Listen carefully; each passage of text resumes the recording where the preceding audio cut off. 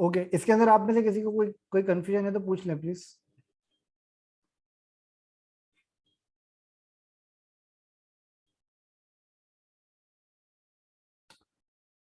Okay, nice.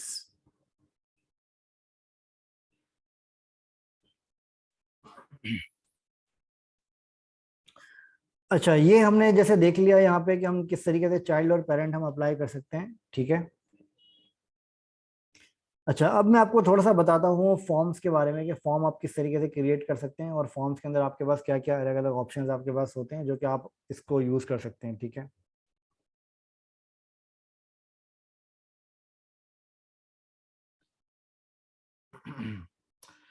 Okay, तो form बनाने के लिए आपके पास मैं यहाँ पे सबसे पहले क्या करता हूँ, मैं यहाँ पे एक अलग फाइल क्रिएट कर देता हूँ, इसका नाम मैं रख देता हूँ form.html, सॉरी, form.html, ठीक है। इसके अंदर मैं इसकी हेडिंग दे देता हूँ फॉर्म, ठीक है। ये हेडिंग देने के बाद मैं यहाँ पे इसका पूरा पेज अपना एम्प्टी कर देता हूँ और यहाँ पर मैं अप्लाई कर देता हूँ form.css, ठीक है। form.css भी मैं यहाँ पे क्रिएट कर देता हूँ, form.css, ठीक है। अच्छा, इसके ऊपर मैं सारा स्टाइल में यहाँ से रिमूव कर देता हूँ फॉर एग्जांपल, ठीक है। Menu dot C S S आपके पास रिमूव कर दिया मैंने, menu dot H T M L भी रिमूव कर दिया, और यहाँ पे मेरे पास एक form dot C S S रखी हुई है और यहाँ पे मेरे पास form dot H T M L रखी हुई है, ठीक है। अब मैं यहाँ पे देखता हूँ अपना form dot H T M L का पेज, ठीक है। अब यहाँ पे मेरे पास form dot H T M L यहाँ पर इसका पेज यहाँ पर आ रहा है मेरे पास, ठीक है। अच्छा, अब फॉर्म को बनाने के लिए आपके पास एक टैग होता है, उसका नाम होता है फॉर्म, ठीक है। फॉर्म एक टैग होता है आपके पास, फिर इसके बाद आपके पास एक टैग होता है आपके पास फॉर एग्जांपल लेबल, ठीक है।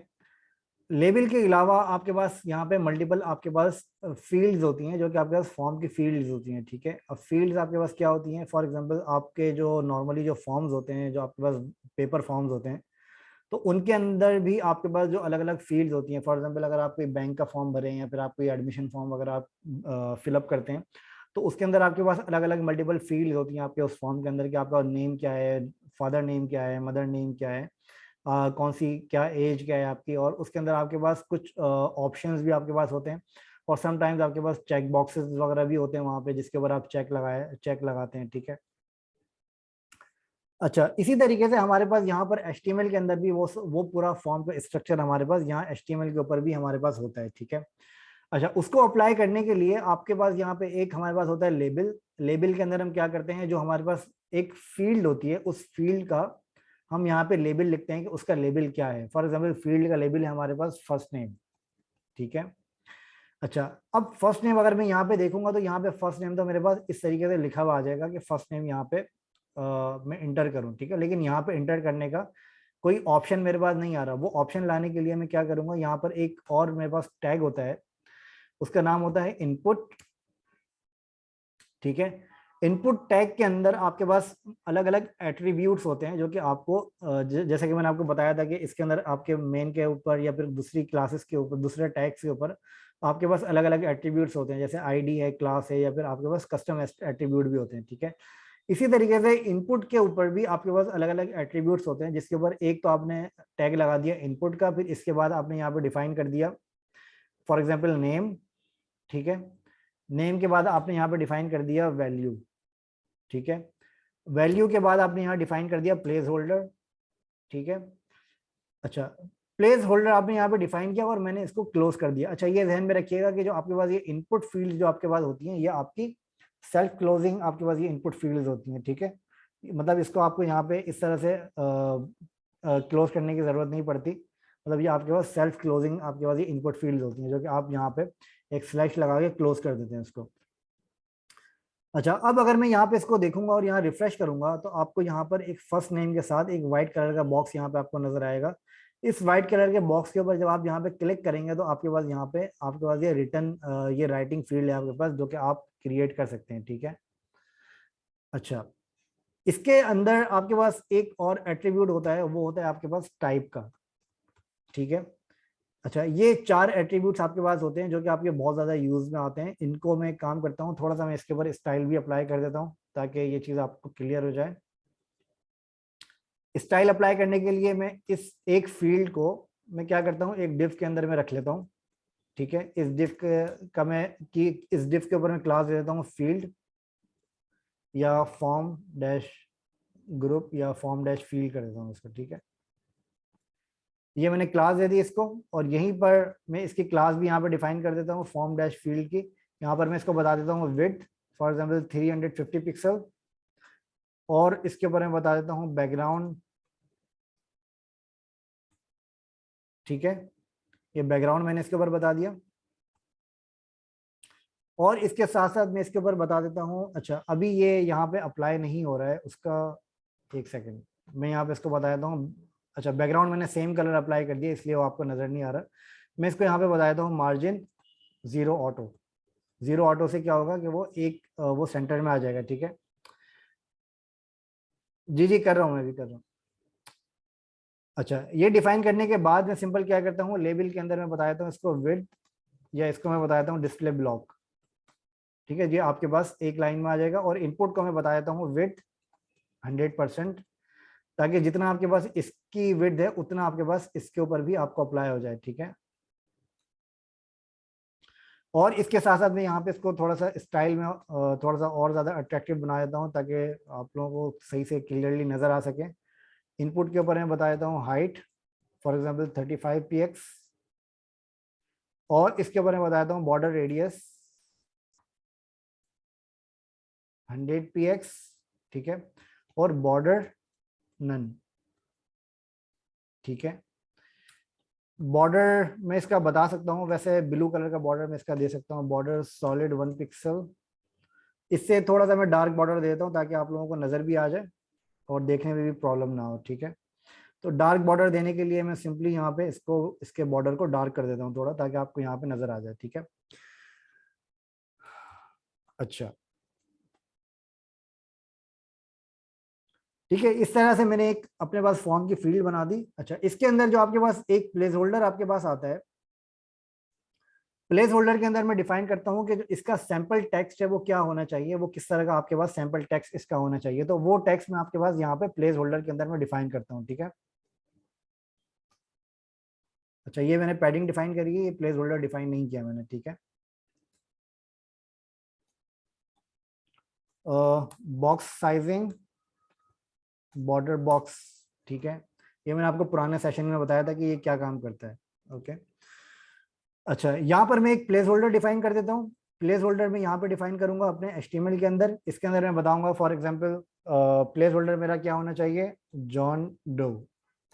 ठीक है, ये मैंने प्लेस होल्डर बताया। अच्छा, प्लेस होल्डर आपका सिलेक्टेबल नहीं होता, ये आपको सिर्फ एक सजेशन देनी होती है यूजर को कि आपका आपके इस फॉर्म के अंदर एक्सपेक्टेड फील्ड एक्सपेक्टेड वैल्यू किस फॉर्मेट की है। ठीक है, अब यहाँ पे फॉर एग्जांपल यहाँ पे हमने यहाँ पे दो अलग अलग यहाँ पे नेम लिखे हैं, एक लिखा है जॉन, एक लिखा है डो, जिसके अंदर ये इसका फर्स्ट नेम है और ये इसका लास्ट नेम है। तो जैसे कि ये हमारी फर्स्ट नेम की फील्ड है तो यहाँ पर हमें एक नेम चाहिए होगा। ठीक है, ताकि यूजर कंफ्यूज नहीं हो कि यहाँ पे लास्ट नेम भी देना है या नहीं देना। ठीक है, फर्स्ट नेम मैंने यहाँ पे डिफाइन किया जिसके अंदर मैंने प्लेस होल्डर लिख दिया जॉन। अच्छा, इसको अगर मैं यहाँ पे कुछ भी लिखूंगा तो मेरा प्लेस होल्डर यहाँ पे चेंज हो जाएगा। ठीक है, वो प्लेस होल्डर यहाँ से रिमूव हो जाएगा। फर्स्ट नेम के अंदर मैं कर देता हूँ ओएस। ठीक है, और इसी तरीके से अगर मैं यहाँ पे लास्ट नेम की फील्ड यहाँ पे क्रिएट कर दूं तो लास्ट नेम के अंदर मैं कर देता हूँ, लास्ट नेम के अंदर मैं कर देता हूँ प्लेस होल्डर में डू। ठीक है, यहाँ पे मैं कर देता हूँ ओएस और यहाँ पे मैं कर देता हूँ तलत। ठीक है, ये मेरे पास दो अलग अलग फील्ड मेरे पास आ गई। अच्छा, अब इसके अंदर मेरे पास कुछ और भी फील्ड हो सकती हैं। फॉर एग्जाम्पल यहाँ पर मेरे पास एक फील्ड है ईमेल एड्रेस की। ठीक है, और एक और फील्ड है मेरे पास फॉर एग्जाम्पल फोन नंबर की, फोन नंबर या सेल नंबर कर दें इसको। ठीक है, और एक और फील्ड है मेरे पास, वो है एड्रेस की। ठीक है, अच्छा अब जो इसकी टाइप होती है, ये टाइप आपको डिफाइन करनी होती है जो भी आपकी फील्ड होती है। ठीक है, फॉर एग्जांपल आपके पास एक टाइप होती है जिसकी जो कि सबके लिए कॉमन होती है, फॉर एग्जांपल टेक्स्ट। ठीक है, ये टेक्स्ट वाली जो टाइप आपकी ये सबके ऊपर चल जाती है, लेकिन अगर आपके पास कोई इस तरह की स्पेसिफिक फील्ड्स हैं, जैसे ईमेल है, इसका फॉर्मेट डिफरेंट होता है, सेल नंबर है, इसका फॉर्मेट डिफरेंट होता है, ठीक है। इस तरह के टाइप्स के लिए आपके पास यहाँ पे कुछ और भी मल्टीपल टाइप्स होती हैं। फॉर एग्जांपल ईमेल के लिए आपके पास टाइप होती है ईमेल, और सेल नंबर के लिए आपके पास टाइप होती है टेल, ठीक है। तो ये आपके पास अलग अलग कुछ टाइप्स होती हैं जो कि आपको यहाँ पे डिफाइन करनी होती हैं। सेल नंबर के लिए फॉर एग्जांपल अगर आप यहाँ पे कोई भी आप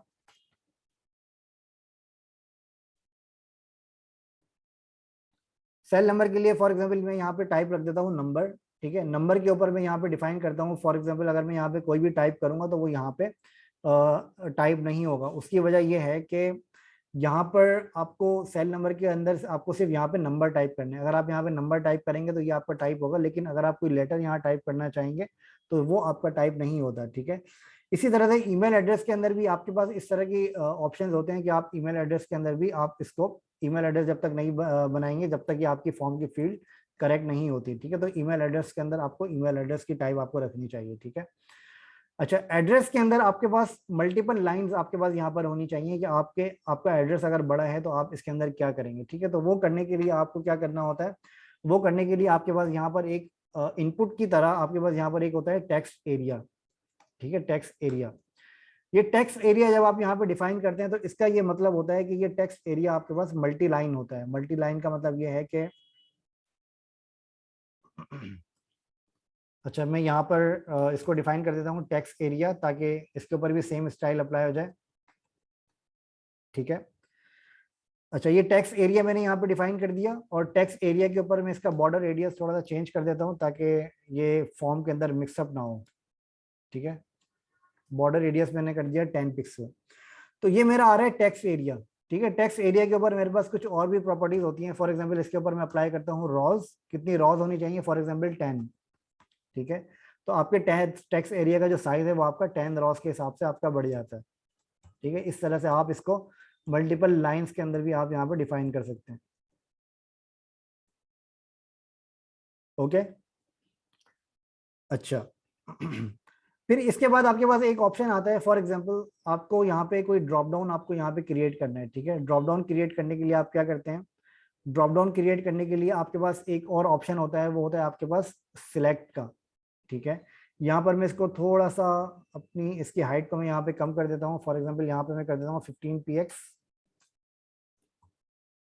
और मार्जिन के ऊपर मैं अप्लाई कर देता हूँ फॉर एग्जांपल 4 px, ठीक है।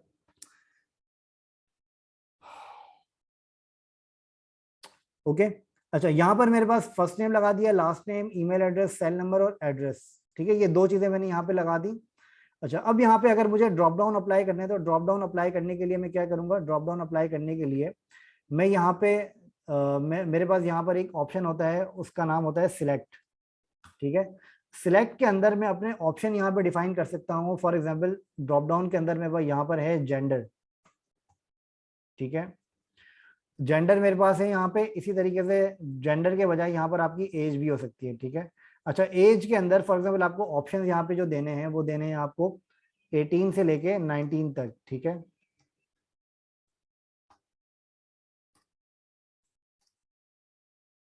तो इस तरह से आप मल्टीपल ऑप्शंस भी यहाँ पर आप दे सकते हैं। इसका थोड़ा सा मैं स्टाइल यहाँ पे कर देता हूँ ताकि ये चीज आपको ड्रॉप डाउन में भी क्लियर हो जाए,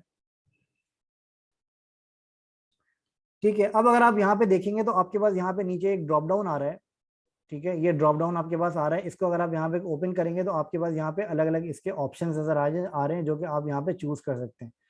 तो इस तरह के ऑप्शंस आप ड्रॉप डाउन के अंदर भी चूज कर आप ड्रॉप डाउन के अंदर आप लगा सकते हैं, जो कि आपके पास सिलेक्टेबल ऑप्शंस होते हैं जिसके अंदर आप टाइप नहीं करते, ठीक है। अच्छा, तो ये क्लियर है यहाँ तक। मैं आगे एक दो टैग्स आपको और बता देता हूँ अगर ये क्लियर है तो, ओके। अच्छा, ड्रॉप डाउन की तरह आपके पास यहाँ पर फॉर एग्जांपल आपके पास यहाँ पर एक ऑप्शन होता है जो कि आपके पास होता है, फॉर एग्जांपल आप यहाँ पे लगाते हैं जेंडर, जी। ऑल कंट्रीज का ऑप्शन अगर आपको इसमें लगाने हैं तो आपको सारे कंट्रीज लिस्ट करना पड़ेंगे यहाँ पे, जी। कंट्रीज की लिस्ट आपको मिल जाती है इजीली, तो सारे कंट्रीज के ऑप्शंस आपको यहाँ पे ऐड करने पड़ेंगे, ठीक है, ओके। अच्छा, जैसे हमारे पास एक ऑप्शन होता है जेंडर का। अब जेंडर के अंदर हमें पता है कि हमारे पास दो तरह के जेंडर्स हो सकते हैं फॉर एग्जांपल, ठीक है। एक जेंडर हमारे पास हो सकता है एक जेंडर हमारे पास हो सकता है फॉर एग्जांपल मेल, ठीक है। एक हमारे पास हो सकता है फीमेल, ठीक है। ये दो तरह के जेंडर्स अगर हमें अपने प्लेटफॉर्म पर लिस्ट करने हो तो उसको लिस्ट करने के लिए हमारे पास यहाँ पर एक टैग होता है इनपुट का, ठीक है। इसके अंदर आप टाइप डिफाइन करते हैं, फॉर एग्जांपल टाइप आप डिफाइन करते हैं रेडियो, ठीक है। इस तरह की आप टाइप डिफाइन करते हैं रेडियो की। अच्छा, रेडियो डिफाइन करने के बाद आप यहाँ पे नेम डिफाइन करते हैं फॉर एग्जांपल जेंडर का, ठीक है। जेंडर का नेम आपने डिफाइन किया, दोनों का नेम आपने सेम रखा, जेंडर और जेंडर, ठीक है, क्योंकि दोनों ही आपके जेंडर हैं। अब मैं अगर यहाँ पे इसको देखता हूँ तो यहाँ पे मेरे पास दो अलग अलग ऑप्शंस आ रहे हैं, मेल और फीमेल, ठीक है। अच्छा, यहाँ पर मैंने इसको इनपुट का बताया हुआ, यहाँ पर मैं इसको बता देता हूँ नॉट, नॉट के अंदर मैं बता देता हूँ टाइप रेडियो, ठीक है। अच्छा, ये नॉट जो मैंने यहाँ पे लगाया ये मैं आपको बाद में और डिटेल के अंदर बताऊंगा। इसके कुछ और भी काफी सारे सिलेक्टर्स होते हैं जो कि मैं आपको बाद में एक इसके अंदर आपको सही से बताऊंगा, ठीक है। जी, ये बताता हूँ मैं आपको। अच्छा, अब यहाँ पर आप क्या डिफाइन करते हैं, यहाँ पर आपने डिफाइन किया फॉर एग्जांपल, एक आपने डिफाइन किया जेंडर मेल आपने डिफाइन किया और एक आपने डिफाइन किया जेंडर फीमेल, ठीक है। अब यूजर क्या करेगा, अब यूजर इन दोनों में से कोई एक ऑप्शन सिलेक्ट करेगा। अब इस ऑप्शन को सिलेक्ट करने के लिए, अच्छा जो आप सेपरेट लाइन वाली बात कर रहे हैं वो हम इसको इस तरह से कर सकते हैं कि मैं यहाँ पे एक अलग से लेबल बना दूं या फिर एक डिव में यहाँ पे बना दूं, ठीक है। मैं लेबल फिलहाल बना देता हूँ, ठीक है। इस लेवल को बनाने से ये आपके अलग लाइन के अंदर तो आ जाएंगे। और इसको बनाने का एक फायदा और भी होता है, वो मैं आपको बताता हूँ अभी। अच्छा, ये लेवल मैंने यहाँ पे बना दिया, ठीक है। ये आपके पास अलग अलग लाइन के अंदर आ गए आपके जेंडर, ठीक है। मैं इसको थोड़ा सा जूम कर लेता हूँ ताकि आपको नजर आ जाए, और इसके साथ साथ मैं इसको राइट साइड पे मूव कर देता हूँ।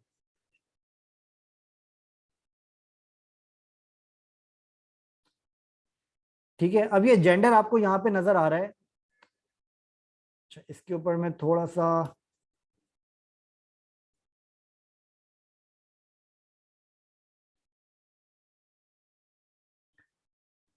थोड़ा सा मैंने इसको स्क्रॉल अप करने के लिए मैंने लाइन ब्रेक्स मैंने ऐड किए हैं, ठीक है। अच्छा, जैसे ये जेंडर आ रहा है मेरे पास, जेंडर मेरे पास आ रहा है मेल और फीमेल, ठीक है। अच्छा, ये आप नोटिस करें तो यहाँ पर आप एक वक्त में एक ही सिलेक्ट कर सकते हैं। ये क्यों आप कर पा रहे हैं, ये आप इसलिए कर पा रहे हैं क्योंकि आपने यहाँ पर नेम को सेम आपने डिफाइन किया है, क्योंकि जाहिर सी बात है अब यूजर इन दोनों को तो सिलेक्ट नहीं करेगा ना, यूजर तो एक को सिलेक्ट करेगा। तो आपको अपने हिसाब से यहाँ पर अपनी नेमिंग्स आपको यहाँ पे डिफाइन करनी पड़ती हैं, जिससे आपका ये एक सिलेक्ट होता है, ये अलग अलग सिलेक्ट नहीं होते हैं, ठीक है। अच्छा, अब इसके अंदर फॉर एग्जांपल यहाँ पर आपके पास एक और ऑप्शन है, एक और ऑप्शन है यहाँ पे। वो ऑप्शन आपके पास है फॉर एग्जांपल जेंडर के बजाय आप यहाँ पे कर देते हैं, फॉर एग्जांपल आप यहाँ पे कर देते हैं सर्विसेज भी ऑफर, या सर्विसेज भी, ठीक है, इसको सर्विसेज भी ऑफर कर देते हैं। और यहाँ पर मैं रेडियो के बजाय मैं कर देता हूँ चेक बॉक्स। अच्छा, चेक बॉक्स और रेडियो में क्या डिफरेंस होता है, चेक बॉक्स और रेडियो में डिफरेंस ये होता है कि, अच्छा अगेन मुझे इसको यहाँ पर भी डिफाइन करना पड़ेगा।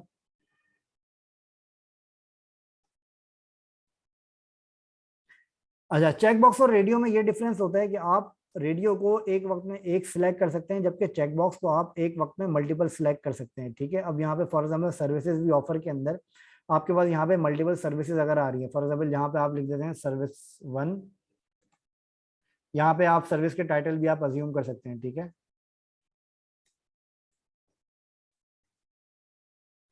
अच्छा, और यहाँ पे मैं इसका नेम जो है, नेम असल में आप ये ध्यान में रखिएगा कि जो नेम आपके होते हैं वो एक अलग अलग फील्ड्स के नेम आपके पास सेम नहीं होने चाहिए, नेम आपके पास यूनिक होना चाहिए हर फील्ड का, ठीक है। यहाँ पर मैं कर देता हूँ सर्विस।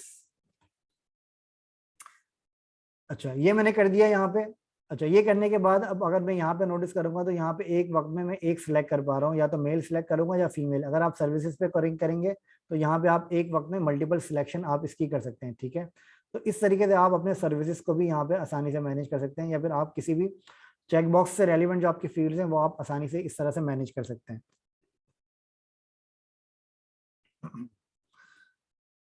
अच्छा, एक चीज मैं आपको और बता दूं जो कि मैंने अभी यहाँ पे यूज की है, आप लोगों ने अगर यहाँ पे नोटिस किया है, मैंने यहाँ पे जो मैंने यहाँ पे ये जो दोनों अलग अलग फील्ड्स हैं, जो दोनों अलग अलग टैग्स हैं, एक यहाँ पे मेरे पास इनपुट है और एक यहाँ पे मेरे पास लेबल आ रहा है मेरा, ठीक है। इन दोनों को मैंने लेबल लेबल के अंदर मैंने यूज किया। अगर मैं फॉर एग्जाम्पल इन दोनों को लेबल के बाहर अगर मैं यूज करूं, लेबल की जगह अगर मैं इसको डिव कर दूं, ठीक है, डिव करने के बाद अगर मैं इसको यहाँ पे सिलेक्ट करूंगा, ठीक है, अब आप ये देखेंगे कि मैं यहाँ पे क्लिक कर रहा हूँ लेकिन यहाँ पे मेरा क्लिक नहीं हो रहा है, ठीक है। तो इसको करने के लिए इसका करने का, अच्छा, अब जब मैं इसको यहाँ पर क्लिक करूंगा तो यहाँ पे क्लिक करने से तो ये हो रहा है, लेकिन यहाँ पे क्लिक करने से ये नहीं हो रहा, ठीक है। अच्छा, इसको अचीव करने के लिए सिंपल आप ये करें कि इसको आप एक लेबल के अंदर आप मूव कर दें, ताकि ये वाला पूरा लेबल आपका क्लिकेबल बन जाए, ठीक है। अब आप यहाँ पे क्लिक करेंगे तो आप यहाँ पे आसानी से इसको क्लिक कर सकते हैं, ठीक है। इस तरीके से, इस वजह से मैंने इसको यहाँ पे लेबल के अंदर मैंने यहाँ पे यूज किया। ओके जी, ये क्लियर है? इसके अंदर किसी को कोई क्वेश्चन है तो पूछ लें प्लीज।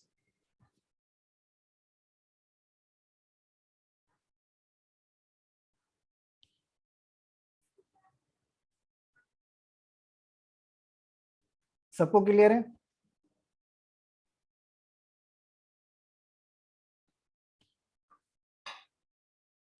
Okay, nice.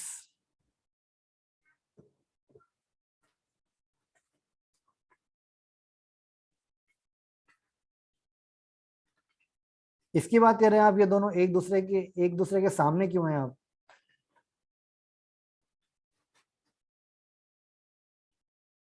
अच्छा, वो इस वजह से हैं क्योंकि यहाँ पे जो लेबल आप यहाँ पे देख रहे हैं ना, इस लेबल के ऊपर मैंने यहाँ पे स्टाइल अप्लाई किया हुआ है डिस्प्ले ब्लॉक का, इस वजह से वो एक दूसरे के सामने आ रहे हैं। अगर मैं स्टाइल को यहाँ से रिमूव कर दूंगा तो अब ये एक के बाद एक यहाँ पे आपको नजर आएगा, ठीक है। इस वजह से वो एक दूसरे के सामने नहीं आ रहे हैं।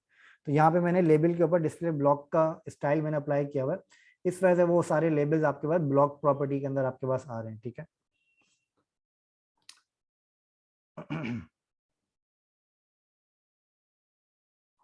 All clear?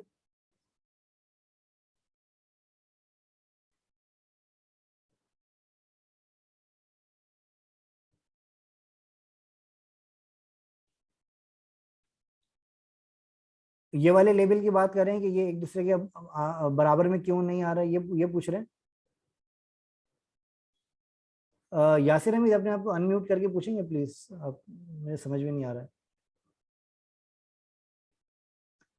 अच्छा, ये वाले जो आपके लेबल्स आ रहे हैं ना, ये वाले लेबल्स भी आपके पास डिस्प्ले ब्लॉक में ही, इस वजह से वो आपके पास एक दूसरे के सामने नहीं आ रहे हैं। अगर मैं इसके ऊपर डिस्प्ले ब्लॉक अगर मैं हटा दूंगा तो वो भी आपके पास एक दूसरे के बराबर में आ जाएंगे, ठीक है।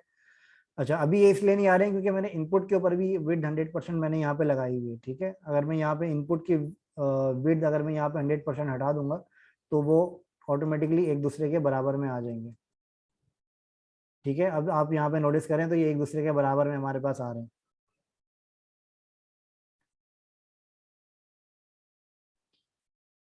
ठीक है। अब क्लियर है?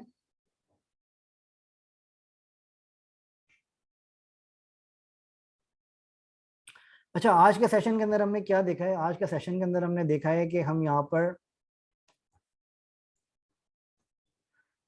पर चाइल्ड और पेरेंट को किस तरीके से हम क्रिएट करते हैं, और इसके अलावा हमने यहाँ पे देखा है कि ओपेसिटी क्या होती है आपकी, ठीक है।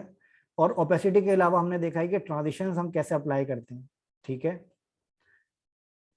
ये वाली चीजें हमने आज के सेशन के अंदर देखी है, और उसके अलावा हमने यहाँ पे देखा है कि हम फॉर्म्स को किस तरीके से हम क्रिएट करते हैं, ठीक है। जी, मैं अभी आपको देख कर दे देता हूँ।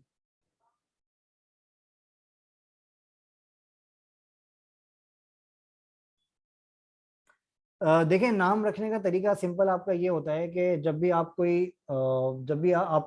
सिर्फ ये देखा करें कि जो आप काम कर रहे हैं ना उसके अंदर आप सबसे पहले आप ये देखें कि वो काम आप क्या कर रहे हैं। मतलब फॉर एग्जाम्पल, अगर आप कोई प्रोडक्ट का बॉक्स बना रहे हैं तो आपने देखा होगा कि अगर मैं कोई प्रोडक्ट का बॉक्स बना रहा हूँ तो मैं उसका नाम रखता हूँ प्रोडक्ट अंडरस्कोर बॉक्स, ठीक है। तो आप हमेशा नाम ऐसा रखें जो कि आपको बाद में देखने में, आपको उसका व्यू देखने से ही आपको पता चल रहा है कि आपने इसकी क्लास का नाम क्या रखा होगा, फॉर एग्जाम्पल, ठीक है। तो आपका अपना, आप फॉर एग्जाम्पल अगर आप 1 2 3 4 वेबसाइट्स अगर आप बनाएंगे ना अपनी, अगर आप प्रैक्टिस करेंगे तो उसके अंदर आपको खुद ही अपनी नेमिंग कन्वेंशन का आपको आइडिया हो जाएगा कि आप अपने नाम को किस तरह से रख रहे हैं, ठीक है। और इसके अलावा आप जो भी फीचर आप बना रहे हैं तो कोशिश किया करें कि उस फीचर के हिसाब से आप अपने नाम को आप रखें, ठीक है। तो वो नाम रखना आपकी अपनी रिस्पॉन्सिबिलिटी है, क्योंकि वो नाम आपके कोई स्टैंडर्ड नाम नहीं होते हैं जो कि आप डिफाइन करते हैं। वो नाम आप कोई भी डिफाइन कर सकते हैं, लेकिन उसकी बेस्ट प्रैक्टिस ये होती है कि जो फीचर आप क्रिएट कर रहे हैं, फॉर एग्जाम्पल अगर आप यहाँ पर इस लेबल के ऊपर भी अगर आप कोई क्लास अप्लाई कर रहे हैं, तो आप यहाँ पर इस लेबल के क्लास को भी आप इस तरह से दें कि फॉर एग्जांपल यहाँ पर आप इसकी क्लास का नाम दे दें क्लास एलबीएल आप क्लास दे दें, जिस जो कि आपकी लेबल की शॉर्ट फॉर्म है, ठीक है। इसी तरह से अगर आप इसके ऊपर कोई क्लास अप्लाई कर रहे हैं इनपुट के ऊपर, तो आप इसकी क्लास दे दें, फॉर एग्जांपल फॉर्म कंट्रोल दे दें या फिर इनपुट की क्लास दे दें। इस तरह से आप अपनी क्लासेस को आप अप्लाई कर सकते हैं आसानी से। अगर आप हेडिंग के ऊपर क्लास दे रहे हैं तो आप उसकी हेडिंग की क्लास देते हैं। अगर आप किसी H1 या H2 की आप अलग अलग हेडिंग की क्लासेस आप अप्लाई कर रहे हैं, तो उसको आप H1 की क्लास दे दें, H2 की क्लास दे दें। इस तरह से आप अपनी अलग अलग क्लासेस को आप डिफाइन कर सकते हैं आसानी से।